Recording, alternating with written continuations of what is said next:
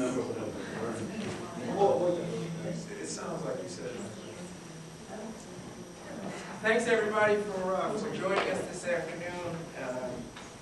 We are having, I'm sure, a wonderful Alien Bodies conference, and you know, we're sort of on our last section, the last panel before our conclusion, and we have definitely in this case saved the best for last. So that's really wonderful. I'm Lawrence Jackson. I'm a professor in the English department in the African American Studies department at Emory. And I have with me today two colleagues for the panel, Optimism, Performance, and the Redemption of the Black Alien. The first speaker will be Seulghee Lee from the University of California, Berkeley. And Seulghee is a PhD candidate in the English department. His paper is entitled Good Essentialism and the Black Alien.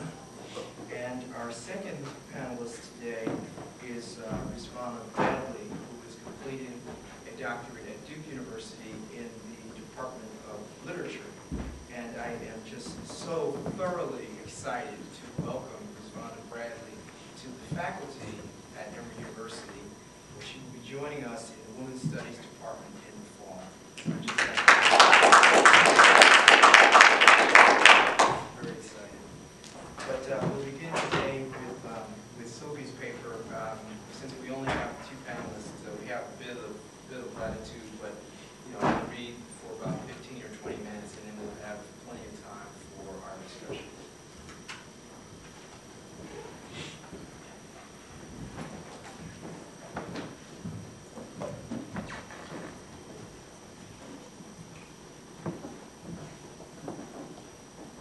Okay, so I apologize for the length of these metrographs. I have two of them. The first is from Baudrillard, and the second is from Césaire, who's the kind of subject author of this paper. The first is from Baudrillard's Fragments.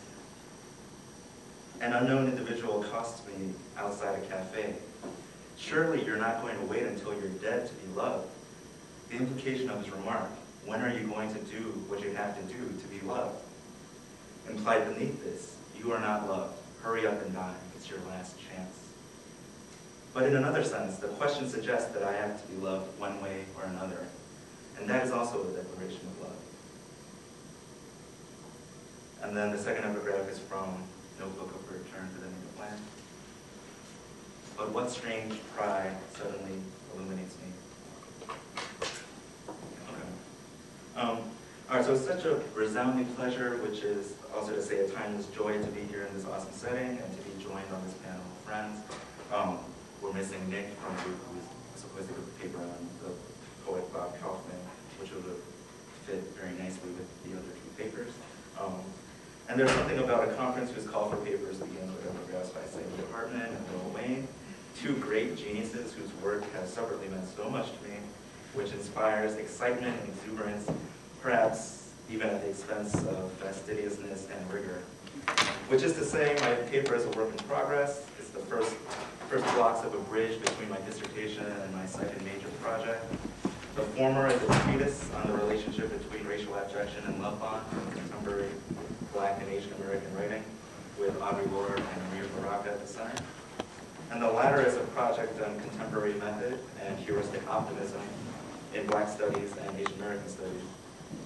What the two projects have in common, or another way to put it is the ways in which these projects posit common interventions in contemporary discourse, is a kind of strategy for thinking about power through what could be called Baudrillardian reversal. And beginning to sketch the connection between the two projects begins with discussing the Constitution talk afforded by a turn to psychoanalytic idioms in discussing both Black and yellow subject formation.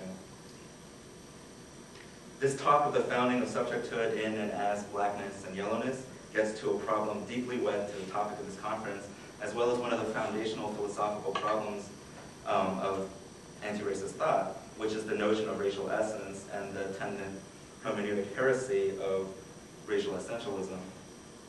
In our time, it is difficult to begin a discussion about anti-racist thought that encloses an idiom of essence.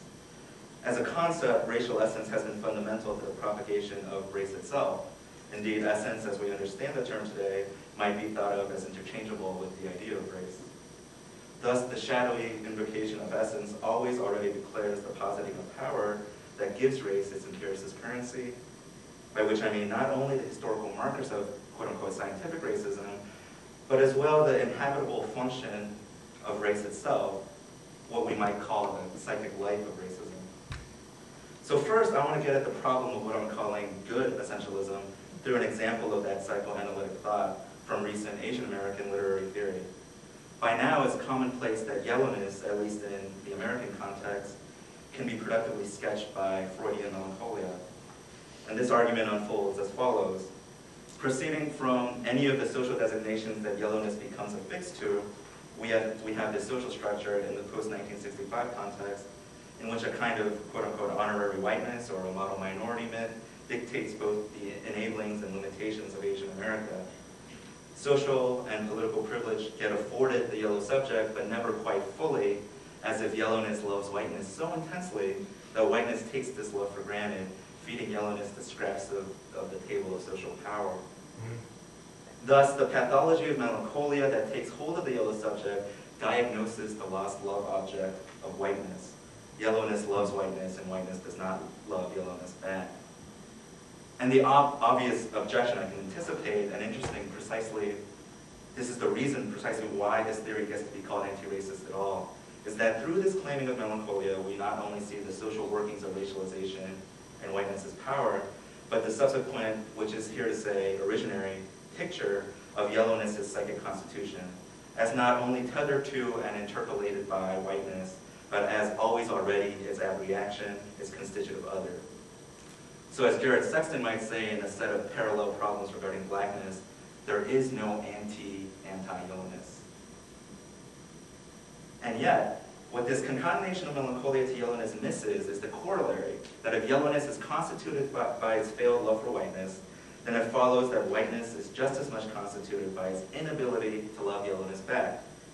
Because if it's constitution we're talking about, or in search of a synonym, you could call it essence, wouldn't all of us rather be in the position of the one who feels love rather than the one who can? That it is yellowness which is arguably in the stronger position than whiteness, the position of the lover, and this is the logic of, better to have loved than lost than to never have loved at all. What follows then is that yellowness is its own abreaction, that the trauma of having been constituted by violent psychic power has also activated the wonderful jubilant fact of yellowness's survival and flourishing. It's kind of like that joke from Curb Your Enthusiasm, when Larry David gets confronted. He's waiting in line for a movie and he's whistling Wagner, and somebody approaches him and he accuses Larry David of being a self-hating Jew. And Larry David says, "I do hate myself, but it's not because I'm Jewish." And so here I want to say, I'm melancholic, but it's not because I'm Asian. So this kind of heuristic stance for me can be and was arrived at through psychoanalysis in this way.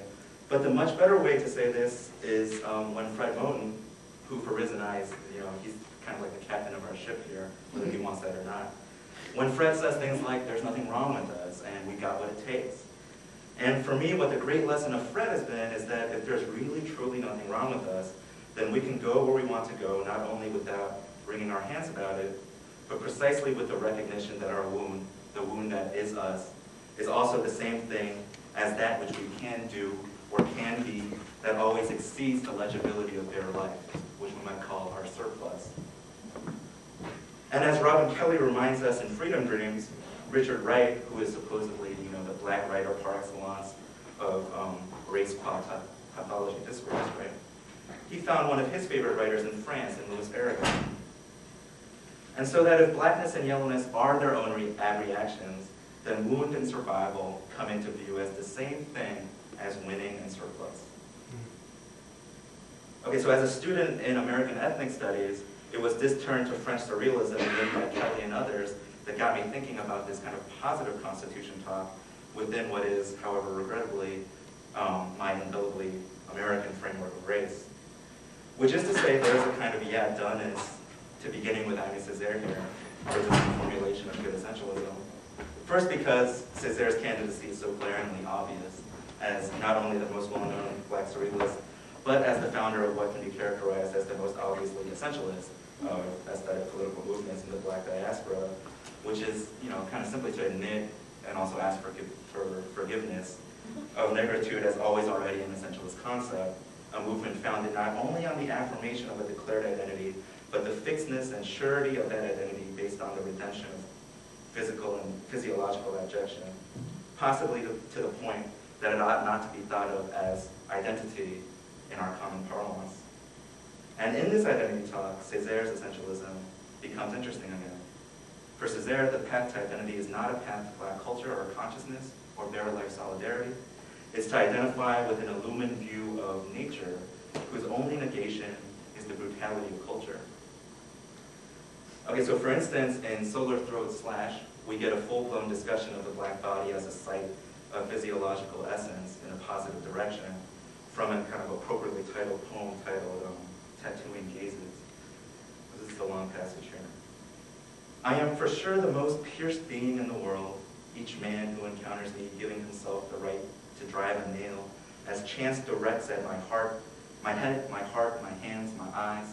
But my greatest joy is to foil the blows, ferocity of my intimacy, where they expected to find a void sand and crumbly termite wood in place of the sapwood that at my unseasonable pleasure I'm making for myself.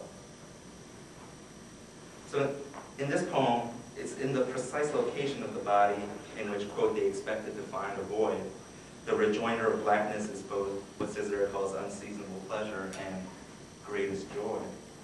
Whereas one reading of this passage just suggests that the quote-unquote making of that pleasure is purely or primarily reactive to the violent expectations of having to be, quote-unquote, the most pierced being in the world. It seems to me that if the greatest joy is to foil, then that self, that sapwood self, is also always already there. Here, the ferocious intimate self precedes the expectation of coming from or being constituted by nothing. One query that arises from this assertion of positive constitution, the always already there versus the expectancy of void, is how and where to move forward, how to talk about a teleology of the Black body as victory, which of course seems particularly desirable in a discussion of good essence. For what else would that goodness be for? So Césaire's poem from the same collection titled Calm gets at the temporality of this view of essence. Quote, the emission of naive flesh around pain shall be generalized outside of any relationship with the bivalvular incursion of cestodes, while the swallows born of my saliva shall agglutinate with the algae carried by the waves that rise from you, the bloody myth of another murmured moment. So this moment that cannot be represented or articulated, even murmured, is the reliable but always surprisingly timely fugitive escape of blackness. The subjunctive mood of this passage suggests the yet to come activated by this escape. The, quote, emission shall be generalized, right? And the swallows shall agglutinate. Through this talk of the fully apart Black body and its anticipatory view of time, we get to what Moten calls, quote, the temporal paradox of optimism, that it is, on the one hand, necessarily futurial, so that optimism is an attitude we take towards that which is to come. But that it is, on the other hand, in its proper Leibnizian formulation, that we are in the best of possible worlds. An assertion not only of the necessity, but also of the rightness and the essential timelessness of the always already existing. And that's the end of Throat's quote. The naive Black flesh is never just flesh, always admitting its escape from the pain that marks it, and always promising that escape in the time to come. And I was thinking to James's amazing talk on Outcast yesterday, and I just wanted to add to that I could redeem Player's Ball for exactly this reason, in the second couplet of the chorus when they say, now I'm here to tell you there's a better day when the Player Ball is happening all day, every day. So it's always the thing that's always already there, but also the thing that's being promised to come again. So with the echo of this temporal promise, I hope it is clear how this view of a redeemable and anti-racist essentialism shares conceptual affinities with with this panel, particularly regarding its relationship to what we call heuristic optimism, specifically through the negation of any trace of race qua pathology discourse. In fact, it might be said that this is precisely the project I'm proposing, that anti-racist thought's dialectical relationship to racism proper can, in its essence of racist empirical falsity, be read as insisting on that same difference, in which disavowal of said racism from the empirical standpoint is always used to avow the historically situated afterlife, i.e. the empirical reality, the way people are made to live, the structures of oppression. And it seems to me then that rather than continuing to avow these realities and circumstances as exemplifications of power, as the regrettable afterlife of slavery, it might be equally helpful to think of that afterlife as the condition of possibility for our own myths and murmurs. And so the last thing I want to say here is to kind of attempt to situate this intellectual project within a larger field and schema of what I call positive dialectics, or this reversibility. I have, of course, already mentioned Fred, but there are several other directions here, not necessarily addressing Blackness or Black studies per se, including Jose Munoz, Lauren Berlant, and Michael Hart, however different these thinkers are from one another, who might be characterized as part of this trend, which Berlant characterizes in an assessment of Munoz's Cruising Utopia, which came out in Social Text, as, quote, the now central question of how to induce utopian futures from within a negating present. And I guess my point is simply that, the present, we might not even need to emphasize the negative constitution of the present, or at least it might be worthwhile to question that. As if to say back to Lee Edelman, that he can have the future too, that it's not either or, that we should demand a futurity constituted by, quote, never murmured moments. Which is also to say, we are always already coming from something and somewhere, and as long as we remain ourselves, we ought to be confident of our capacity to get to where we want to go. Thank you.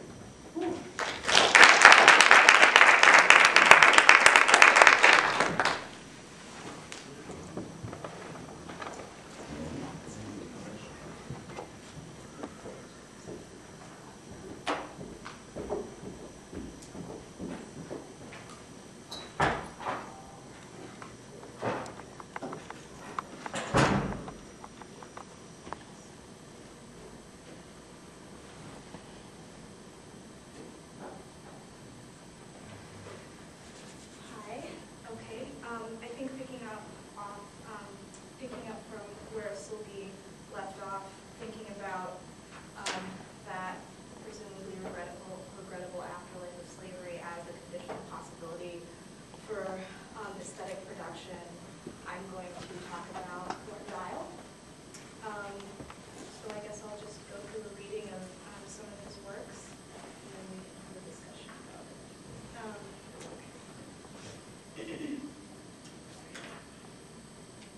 And since I guess we have a little bit more time, I can kind of talk about at the end where this project sort of is coming out, where this project is sort of anchored. Thornton Dial's 2004 work titled Stars of Everything features an eagle-like figure defeated and downtrodden and clothed in rags. The figure wears over its shoulders the tatters of an old carpet, and it's partially bound by disintegrating rope. The figure in Stars of Everything resembles a buzzard, a creature the artist likens to himself. Dial is a scavenger or pickup bird who finds creative sustenance in material scraps and constructs his art from the detritus of the world. In a larger sense, this bedraggled bird is Dial's latest embodiment of black struggle, a wary bricoleur who survives deprivations of all kinds through his sheer resourcefulness and capacity to make something out of nothing. At the same time that he challenges that phrasing, recalibrating our sense of what it means to have nothing. Some have argued that the materials Dial uses are markers for oppression, but I would offer that Dial's art inhabits a redemptive project. The effort to redeem built space, the urban fabric, discrete objects, and subject-object relations. As a literary critic, Bill Brown exclaims, quote, might be that a black man whose genealogy includes lives lived, legally as things, can grasp things other people never could. Dials worn, worked, and broken down surfaces are visual shorthands not only for the past consequences of racism, but also for the creative resistance of blacks in the South, who developed a vernacular tradition that spoke to their collective experience. Grant Farrar describes the black vernacular as, quote, the object that inspires hegemonic imitation and yet is despised, feared even, because it is the incarnation and articulation of that which is deemed culturally and economically lesser. The speech of the working class or the ethnic minority, the discourse of the racial subject. However, even when it is dismissed, the vernacular can, in some, if not all instances, stand as the enunciation of a threatening, angry resistance, a determination to speak within and against the dominant group, with a hint of Fanonian violence, end quote. The line of lynched crows, blackened rags, in green pastures, the birds that didn't learn how to fly, is a work that alludes to the literal violence of social erasure through a vile extrajudicial practice of execution, and the artist's analogy of the lynched bodies of black Americans to black rags hung out to dry is powerful and disturbing. Dial's art demonstrates how a black vernacular tradition troubles the seemingly intact surface of the American cultural mainstream.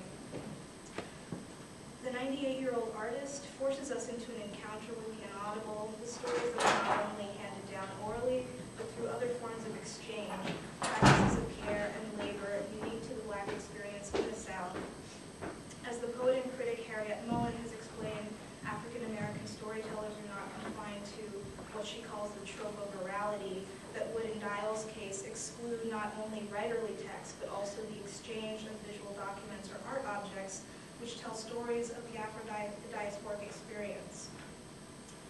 Visual texts also do the work of illuminating the specificity of an African-American culture, and have perhaps always been, as Mullen states, quote, marked by a productive tension between individuality and collectivity, and between the sacred and the secular, aspects of everyday life that African cultures had worked to integrate seamlessly through communal rituals that forged collective identities and assured human beings of their significance in the universe, end quote. Dial demonstrates that the object is capable of telling stories, tracing both the conditions for the object's circulation and its proliferation within a black Southern heritage. Dial is the storyteller Walter Benjamin describes, whose, quote, living immediacy is by no means a present force, but has already become something remote from us and is getting even more distant, end quote. But the problem Benjamin points to is already indicated by Dial. In an age of mass production, mass circulation, replication, and social alienation, the one who tells stories with objects is the one by whom original philosophical insight is born. In other words, original insight is born by the one who sees in the artwork's textured surfaces their contribution to the thinking and making of black existence. Dial is a visual storyteller who explores the possibilities for a distinctly hybrid, miscegenated textuality, situated at the intersection of the linguistic, the oral, and the visual, elements that have perhaps always been central to a black vernacular cultural tradition. Like Charles Baudelaire's chiffonnier or the 19th century ragpicker, who figures as prominently in Walter Benjamin's Arcades project, Dial taps into the labyrinthian relay between past, present, and future. He is perhaps like the ragpicker who sifts through the rubbish of the city to assemble something new, the one who proclaims, quote, I needn't say anything but merely show. I shall appropriate no ingenious formulations, purloin no valuables, but the rags, the refuse, these I will not describe, but merely put on display, end quote. That's from Benjamin's Arcades projects. These assemblages sketch a genealogy of black artistic life in the South.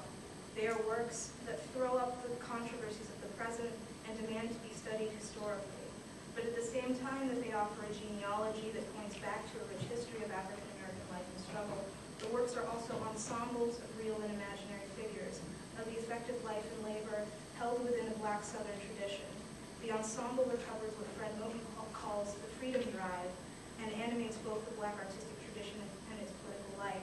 It is improvisatory, always physically situated, and socially embedded. Its effective connections generate multiple overlapping archives of historical testimonies and ephemera, and stretch the assemblage as a conceptual apparatus for thinking about those figures alienated or displaced from historical consciousness. The gritty, cracked surfaces soiled by nature's elements form a patina of decay that we so often associate with the intrinsically depreciated quality of the South. Dial's works are darkly textured with the patina of time. Blackened with age, they accumulate temporal detritus. But the distinct patina of the sullied surface that seems to encapsulate the perpetual lag of Southern existence is merely an effect of the accretion of dirt. If we were to scrape off and peel back those grimy accumulated layers, they would reveal a bright, almost garish concentration of color and texture. Stars of Everything illuminates a colorful universe fashioned from Dial's use of paint cans, cut and displayed to form a field of brilliant colors, of brilliant stars. The work, which satirizes artistic celebrity and the quest for its success and rewards, offers us a palimpsestic surface. Playing around the edges of authenticity and appearance, Dial uncovers the aesthetic assumptions that structure our sense of artistic value. Those qualities we assume are inherently part of the Southern Old World patina are really extrinsic and arbitrary facts of the work, fabrications. Dial's artistic practice, animated both by a retrieval of the object, shifts the imagination of the Black Southern experience and folk tradition from the margins of history to the center of the art of 20th century modernist assemblage.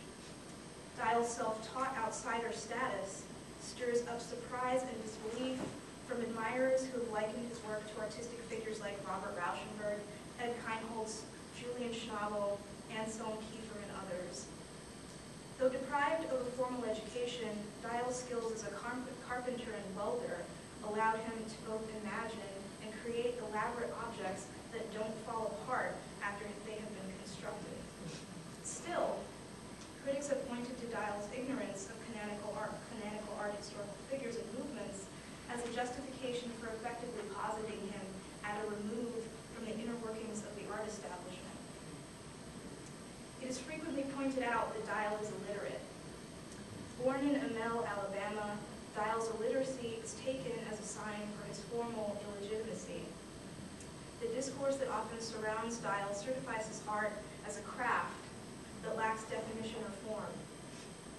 Fred Moten has stated that, quote, the ascription of the self-taught or outsider are expressions of desire and anxiety that redouble the structures of deprivation and privilege in which they react.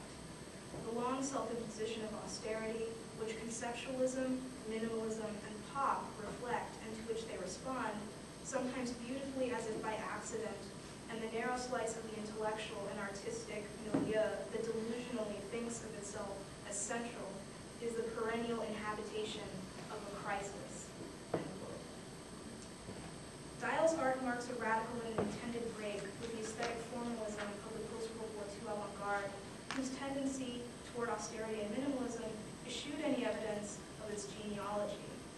At the same time, the crisis of artistic form Dial's art uncovers is the undocumented fraternizing between 20th century modernist assemblage and the folk practices of the regions in which artists started assembling objects. As art critic Jerry Cullen points out, these regions would include Central Europe, in the case of the Dadaists, of course, but also rural and urban America, from California, where found object assemblage flourished before Jasper Johns and Robert Rauschenberg made the practice famous, to the American South, where Rauschenberg grew up looking at African-American yard art and cast-offs arranged into provocative displays. Dial sheds light on this vernacular tradition as the very condition for European and American modernism's success and significance, not merely as its neglected and excessive outside. Tapping for a moment into this rich but undocumented kinship between the vernacular or folk and a European modernist avant-garde tradition, I would like to attend more carefully to the provocative implication of this problematic of fabrication Dial foregrounds. Dial's assemblages are modeled on a fundamental contradiction. Their large scale is sustained by intimate, invisible configurations that shift and alter our certainties of perception, enabling us to sense movement in an apparently static architecture. detour through Marcel Duchamp might help us better understand the relationship between fabrication and movement. Marcel Duchamp documented his own technique of fabrication in his work titled Three Standard Stoppages, 1913 to 1914, in which he proposed a kind of theorem where he wrote, quote, "If a straight horizontal thread 1 meter long falls from a height of 1 meter onto a horizontal plane, twisting as it pleases, it creates a new image of the unit of length." The artist dropped 3 threads 1 meter long from the height of 1 meter onto 3 stretched canvases. The threads were then adhered to the canvases to preserve the random curves they assumed upon landing. Duchamp then cut the canvas along the threads' profiles, creating a template of their curves, creating new units of measure that retain the length of the meter but undermine its rational basis. He intended this exercise to be at once a case study, a technical exercise, and a joke. The critic Marjorie Perloff has explained, quote, "In Duchamp's stoppages, it is simply the movement of a line, the thread, from one area of space to another, which illustrates that geometrical figures do not necessarily retain their shape when moved about, as Euclid and geometers for 2,000 years after him had assumed they were." End quote. Duchamp's performative text here is an intervention into conceptual art because it allows us to think simultaneously about figuration, movement, and space. The improvisation of the line in Duchamp extends to the play of the surface and dial. For though they no doubt come from different artistic traditions, they approach the same material and physical problems in art, the problems of construction, organization, improvisation, and play. The visual and verbal play of iconography that animated Duchamp's ready-mades reaches a specific historical climax in dial. Reaches a special historical climax in dial. We might say that Duchamp's thread becomes the occasion for the unraveling edges and surfaces that intensify dial's assemblage, but it is perhaps more provocatively the case that dial's raveling, worn, frayed, and irregular components become an occasion for rereading the orientation of that Duchampian thread and its suspension in space. The linear, nonlinear, playful physics of the thread is exploited by dial's work with pleats, drapes, and folds. Each skein constructs a new relationship with space and surface, building to dramatic cascading effects.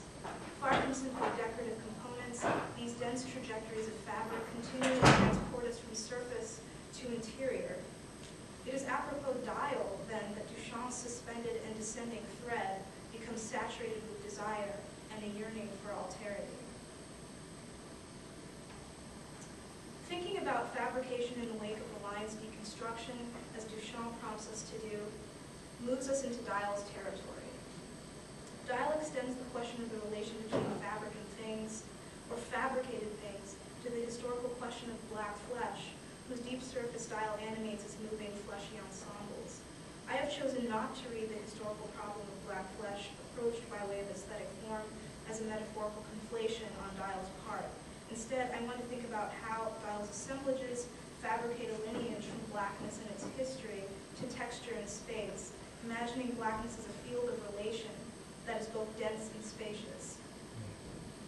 Dial directs us toward Yves Sedgwick's haptic space, where the surprise of the haptic is located in specific negotiations between skin and surface, flesh and depth, prompting us to think about the haptic or effective commonality between black flesh and the seemingly neutral impulse behind what Hannah Arendt once identified as the faculties of making, fabricating, and building, or worlding. Of course, much more could be said about this last point. I probably would have said more if I knew we had more time. But my aim here has been to think not simply about blackness and visuality, but about blackness and its particular texture, its capaciousness through other affective and sensory registers, and its crossing of artistic genres. I want to think about how blackness in the site of its aesthetic production necessarily provokes questions of gender, and this is part of my larger project. What does it mean, for example, that Dial's fabrications imagine blackness through reconfigurations of texture, air, and space? What does it mean that these elements are woven, and that the generative art of the weave always traces the figure of reproduction? how does starting from a different point of entry, like the haptic, produce alternative ways of understanding racial and gender formation, and enable us to remap and relocate both power and agency. Thank you.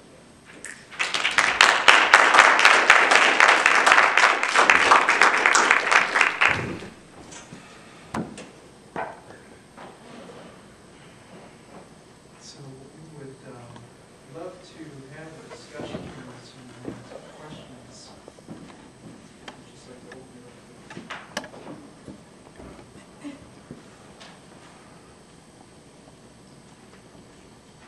up. I have first of all, thank you for I have several questions and comments floating in my head. I'll try to choose the one that's most oriental. In regards to the material on dial, well, there was a slide that showed several images from other artists. Yeah. Kind of holds it. I noticed, especially with the sign of the times with Nuremberg, correct me if I'm wrong, but it's like a very kind of apocalyptic aspect to it that it seems like Dial is working against. Or I guess that's my question. Do you feel like he's working against whatever this, at least with these, I look at the sign of the times and it's like a war scene clip being put together. Or it's already in operation. How do you feel that Dial stands in relation to these kind of teleologies? Do you feel like he's directly working against those sorts of things, or do you feel like that's just not what he's interested in? I mean, I think the messiness of Kiefer and Keinholz, right, is like there's a kind of energy there where, right, there's a kind of energy there that, like, you can see reflected in Dial's work. But I think the point of my paper was to say, this vernacular tradition that is often explicitly outcast, right, becomes a sort of like condition of possibility for, right, the art of assemblage and this kind of work. But yeah, I mean, I'd love to hear more about why you think Dial is not. Maybe, I guess, I still had kind of two questions wrapped up in there. Because in other words, I noticed that, and I was wondering if that, basically, is there a way that what Dial is doing may be reflecting some of the optimism that.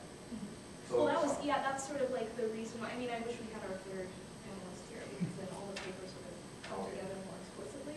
But I think, to directly answer your question, Dial's art, right, sort of precedes, and the folk in the vernacular sort of precedes, like this work with found objects, right, explicitly comes out of this tradition of African American art. And this goes unacknowledged. So little work has been done on this. But I think my paper sort of starts off sort of takes Seulghee's idea of unorthodox essentialism, or as he formulates good essentialism for granted, right, and talking about or even bringing up this Black vernacular folk tradition, right? Because there is a kind of impoverishment that gets attached to that tradition because it's sort of seen or regarded as essentialist, right, anti-deconstructive, right? Like, so the kind of work that Dial is doing is not, there's no kind of deconstructive impulse there. There's no, this is like the kind of presumption, right? This is like the justification for why the folk, like, or the vernacular gets sort of outcast, right? I can hear. I know that's kind of an idiosyncratic like topic, so we're like read on this, so yeah, I'm happy to answer more questions. I was thinking another way to put it, or to add to that, would be to say that the blackness that's made out of the found objects, the joke in that is not made explicit, right? It's not this. I was thinking of David Hammond's work, especially in the 80s, in relation to these slides here, and so there's a way in which that kind of explicit single-file practice is very much. It might be related to the optimism that we're talking about, but it's not. It doesn't have. It doesn't make it through that kind of reliance on this foundation, right? This fixity that. Well, I mean, I think the optimism is located in the object. I mean, if we're talking about optimism, right, like I guess, and part of what I sort of want to talk about a little bit since we have time is like, you know, Black artists in their work with found art objects, right, like sort of takes for granted that, right, like as Fred Wilton kind of says, the object speaks, right, so there's this whole kind of like, I mean, you know, when it talks about objection and like the way that the object, you know, kind of becomes subject, right, that the object like already speaks, and so I think that this becomes the occasion for, right, something like the retrieval of the object in this sort of found art practice. I mean, in a way, I guess, more or less way to put it is that it seems like with Thornton's work, there's some sort of re-enchantment with the world that's happening, where this seems to show disenchantment. Yeah. In a way that I think, when you juxtapose the different traditions, this looks more problematic than it might without seeing God's work. That's what I was trying to say. There's a disenchantment here that now can be rendered problematic because of that. Yeah, I would agree. Yeah, I would agree with that. In the back? Hi, I'll query papers for both of you guys. My question is for Rizvana. So part of what I'm hearing in your paper is this sort of conversation between someone like Bill Brown, right? That was a reference to Bill Brown, right, in the paper, right? So Bill Brown and Fred, and thinking about thingliness, right? And you just talked just now about what Fred says about object speaking. And part of what I'm thinking now is to sort of move in certain academic circles toward like object-oriented ontology, right? And for some people, that has nothing to do with race, right? Which is a common critique of a lot of these folks, right? Like Timothy Morton, Bogus. They talk about objects, but they never talk about race. And so I guess if I could hear you say a little bit more about, for you, why it's important, I guess, to think about what artists like Dial have to say about thingliness, about the object, about why it's important, I guess, for something like Black studies to be in conversation with object studies. And I guess the final pivot, this might actually be the second question altogether. But why do you think can being marked as illiterate is such a problem for folks? Is it that makes him sort of like an object, and he has no interior life because he's not literate? And like, do you see any sort of slippage there between what folks think his literacy is marking on him and something like what he's actually doing in practice as an artist? If that makes sense. Yeah, I mean, I think like you already answered your question, right? I do think that there's a kind of script, right, a literate script, right, that's placed onto Dial and marks him and like casts him outside of this tradition of artistic production, or like not even the tradition of artistic production, or you know, this certain trajectory, this linear trajectory of art history, right? But doesn't even like doesn't even like sort of grant him the status of an artist, right? Like it's literally like what he does is literally reduced to craft. Okay, and it's reduced to craft precisely because, right, of I think this marker of literate, right, or the illiterate, right? So that's what I have to say about that. And I think like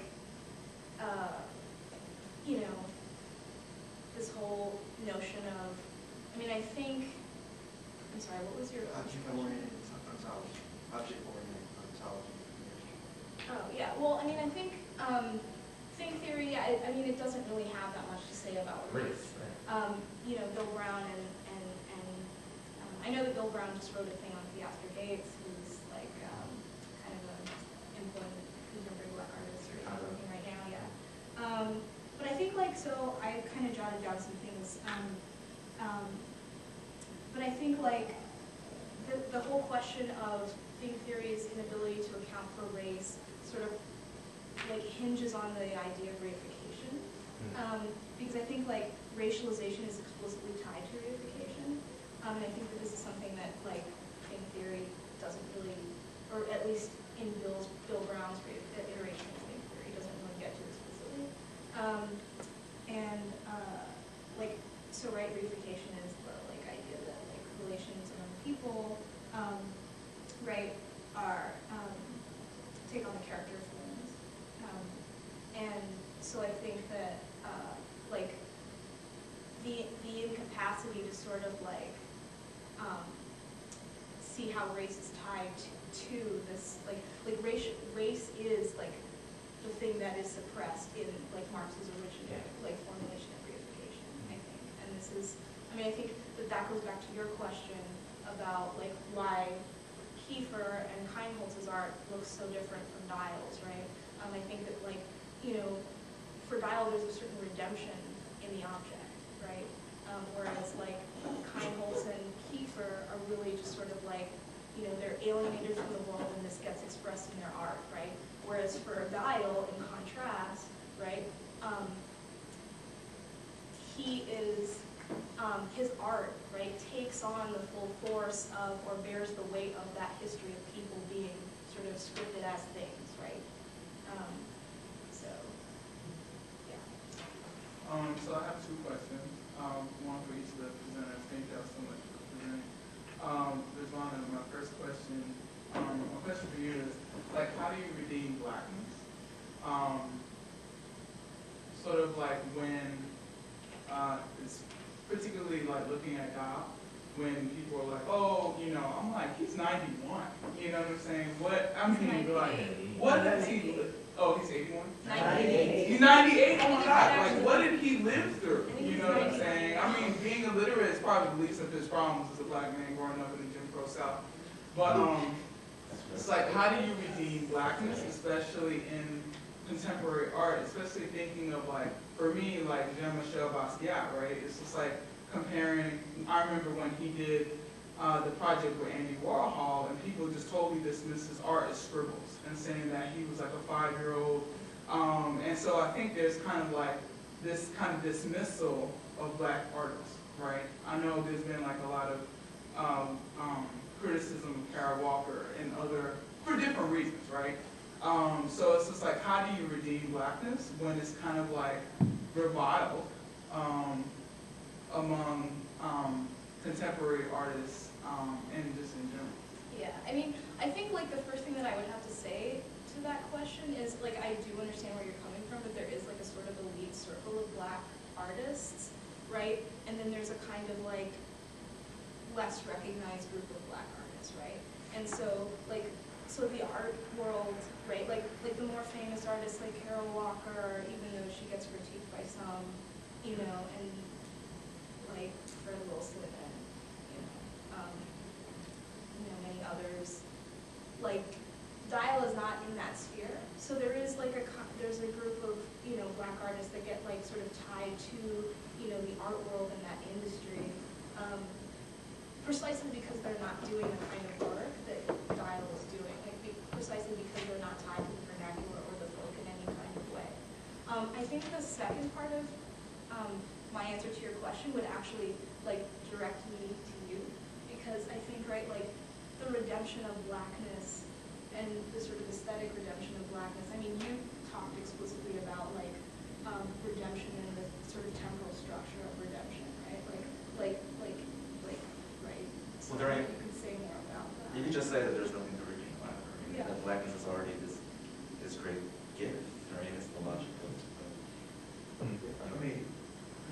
No. Did you have some? Yeah, so my second question is kind of goes with you, right?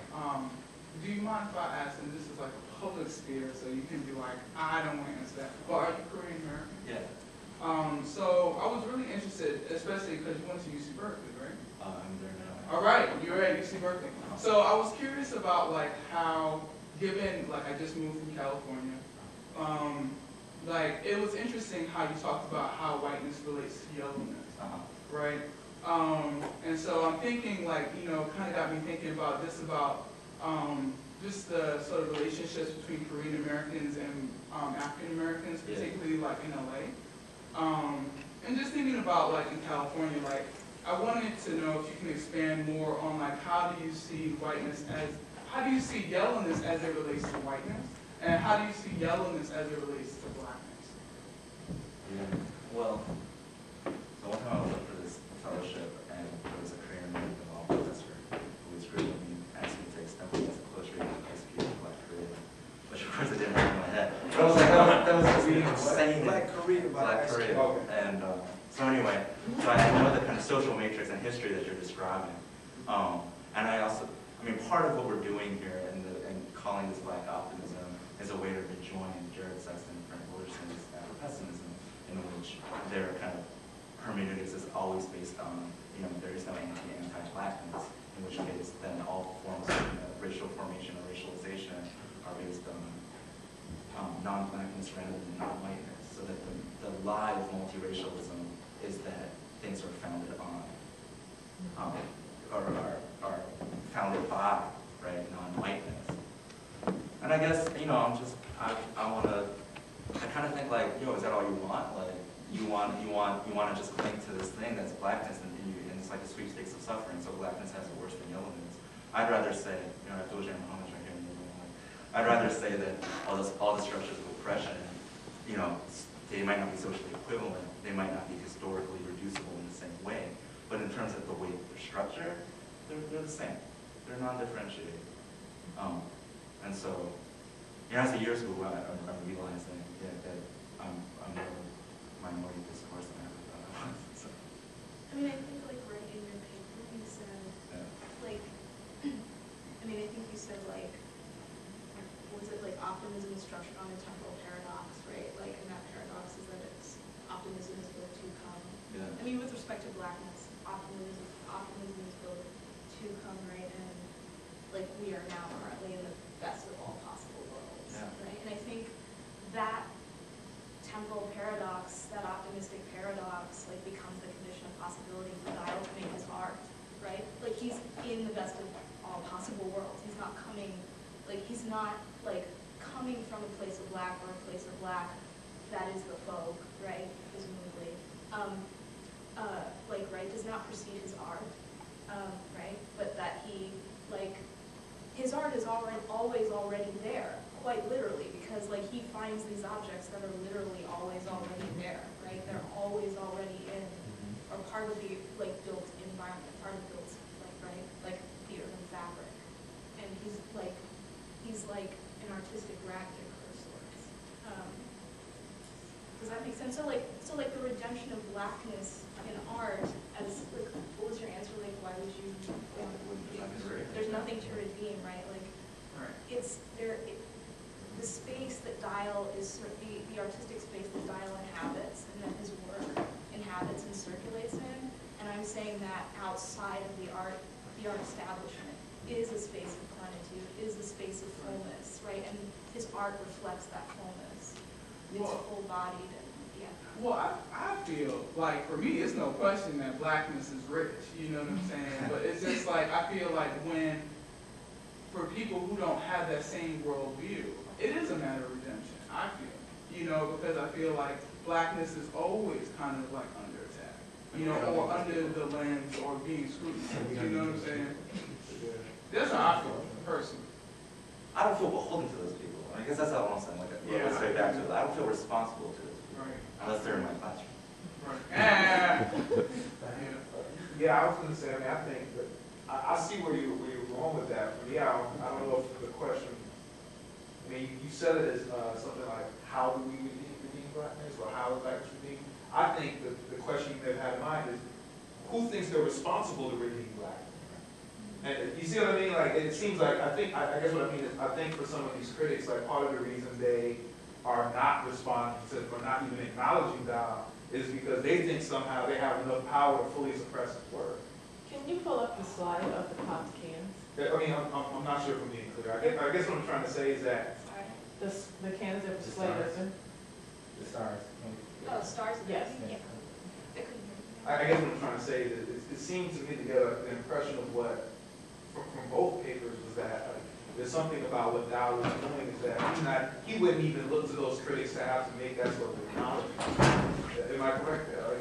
I think that's powerful. Yeah, and picking up on that point, this is kind of like, those questions and those assertions about, oh, he can't read are quite frankly embarrassing. Like in the face of the art, you say, they're embarrassing questions. What is literacy, I suppose? Yeah, when you're looking literacy at is, his work, that's why I wanted to bring his stuff up, because for me, looking at the other stuff, there was a sense of a disarticulated notion of assemblage in the stuff that's marked as assembled. It had this feeling of just kind of wanting the juxtaposition to do the work without having to think underneath the juxtaposition itself. Whereas in the work that you've shown us of this artist, there's a lot